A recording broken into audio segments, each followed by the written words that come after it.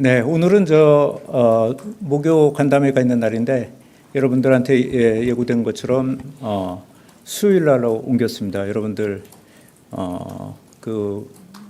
요청도 있고 그래서 특별히 안보 시장님께서 비공개 브리핑을 좀 해주시겠다고 해서 옮겼고, 그래서 오늘 이거는 논평이라서 내용을 발표하는 것은 아닙니다. 오늘 방송국에 관련한 논평이므로 여러분들 질문은 있더라도 안보 시장님 간담회가 끝난 다음에 만약에 여러분들이 질문이 있으면은 거기에서 제가 좀 설명해 드리기로 그렇게 하겠습니다. 예.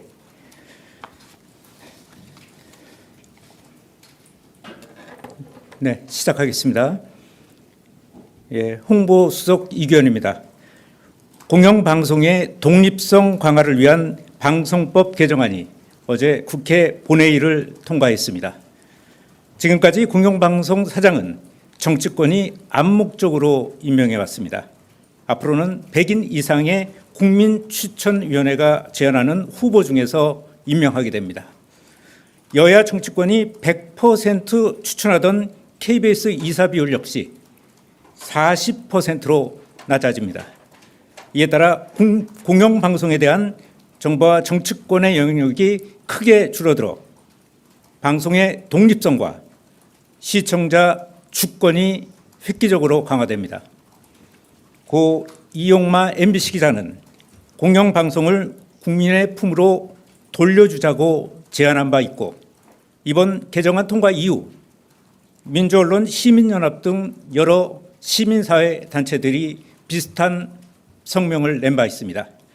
이는 국민에게 공영방송을 돌려줘야 한다는 이재명 정부의 국정 철학과도 맞닿아 있습니다. 물론 이번 방송법 통과로 공영방송을 둘러싼 모든 문제가 말끔히 해결되는 것은 결코 아닙니다. 다만 공영방송 지배구조의 제도화라는 오랜 수건 과제가 풀렸다는 점에서 매우 중요한 첫걸음이라고 생각합니다. 앞으로 방송법 규칙 개정 등 후속 조치를 신중하고도 신속하게 처리할 수 있도록 노력하겠습니다. 이상입니다.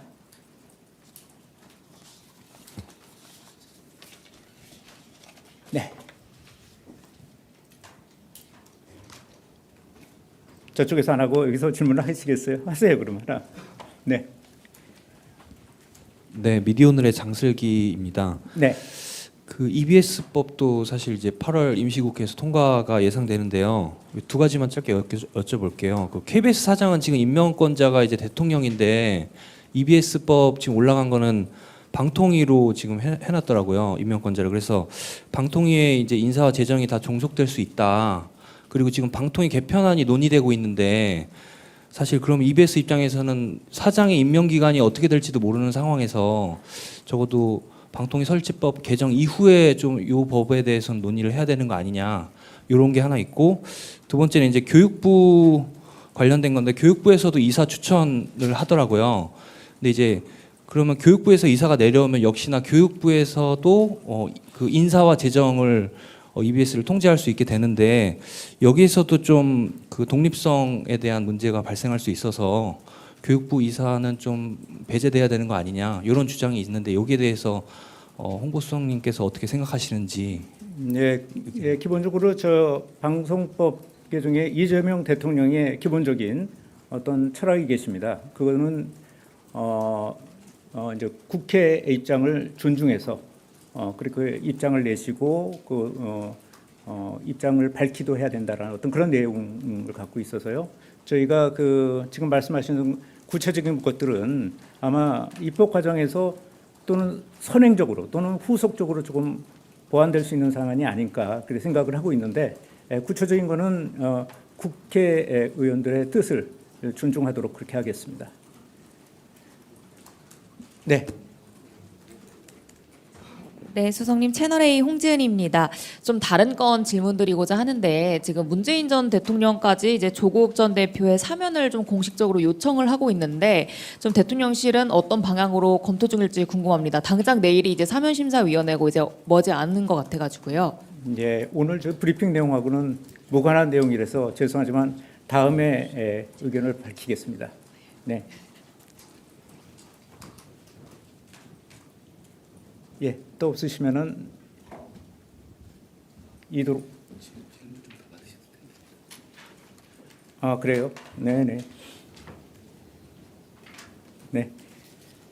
또 질문 있으시면 얘기하시죠. 조금 간담회가 후속 간담회가 좀 늦어질 것 같습니다. 네.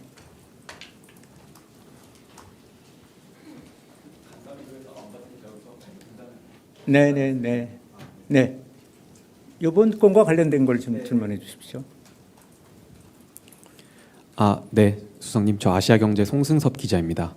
그 이번에 통과된 그 개정안 부칙에 보면 그 3개월 이내에 이제 선임을 해야 된다라고 해석될 수 있는 조항이 네. 있다, 이렇게 야당에서 해석을 많이 하더라고요. 네. 근데 이제 전문 채널 같은 경우에는 민간 회사라서 이 부칙이 담겨 있는 이 개정안이 상법하고 좀 이 부딪히는 거 아니냐, 이런 지적을 하는 목소리가 이제 보도가 됐거든요. 여기에 대해서 좀 어떻게 생각하시는지 의견 여쭙고 싶습니다. 두 가지 질문이죠.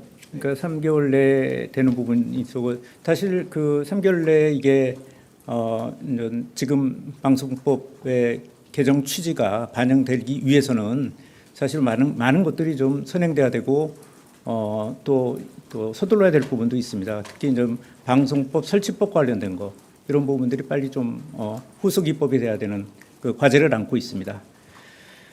두 번째 보도 PP와 관련된 말씀하시는 거죠.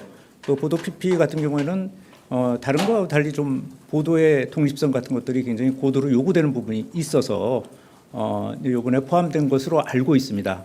또 하나 지금 또 상법과 뭐 충돌할 수 있는 부분들, 이런 부분들이 고려되지 않은 것은 아니고 입법 과정에서 의원님들이 충분히 검토한 것으로 그렇게 알고 있습니다.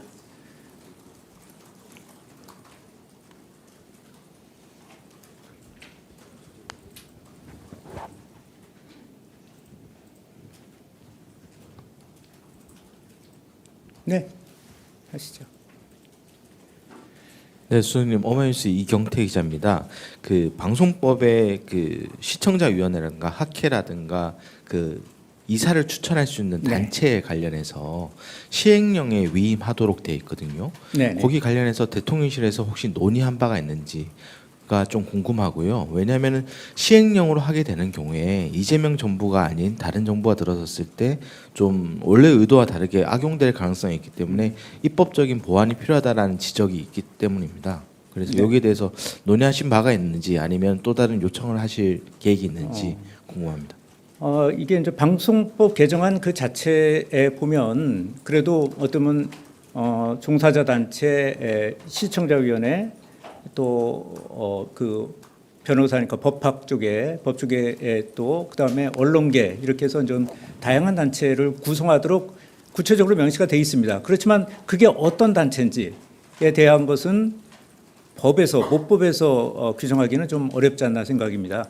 그래서 그거를 시행령과 시행규칙에서 그걸 명시를 해야 된다고 봅니다. 그래서 후속 조치라는 것은 바로 제가 말씀드렸던 아까 후속 조치라는 것은 바로 그런 어떤 구체적으로 보면은 이사회의 학회, 변호사, 교육단체 뭐 이런 것들은 뭐를 해야 되는 건지, 또 예를 들면은 시청자 추천위원회, 그러니까 사장 추천위원회에 여론조사를 해서 결정이 될 것 같은데, 그런 여론조사 기관의 기준은 무엇인지, 또 편성위원회의 구체적인 어떤 그런 방식은 어떻게 돼야 하는 것이, 이런 것들은 전부 시행령 규칙에 의해서 규정돼야 될 사안으로 봅니다. 모법에 집어넣기는 너무 구체적인 사안이죠. 그래서 그와 관련된 어떤 시행 규칙과 관련된 논의가 진행돼야 되는데, 지금 좀 방통위가 아직은 1인 체제에 사실상 지금 심의하기가 어려운 구조로 되어 있기 때문에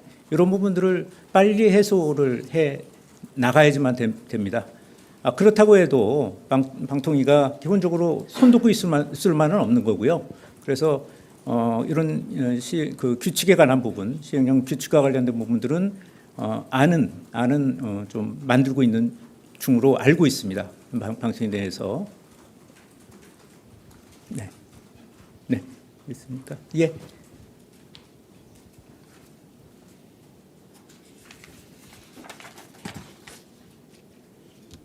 자, 됐죠? 예, 오늘 그럼 여기서 마치기로 하고 여러분들 뭐 날씨도 굿인데 저 건강 조심하시고 수요 간담회, 목요 간담회가 아니고 수요 간담회를 이어가도록 그렇게 하겠습니다. 예, 감사합니다.